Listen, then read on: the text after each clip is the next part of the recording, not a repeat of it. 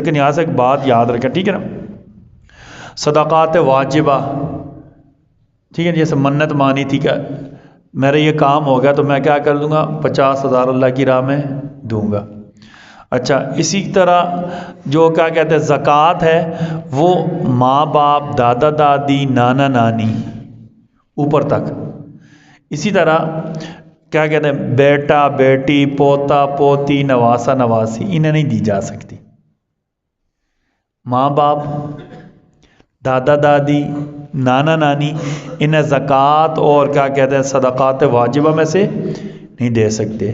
اسی طرح کیا کہتے ہیں باپ اپنی اولاد کو بھی نہیں دے سکتے، بیٹا بیٹی، پوتا پوتی، نواسا نواسی، انہیں زکوٰۃ نہیں دے سکتے۔ کیوں بھلا؟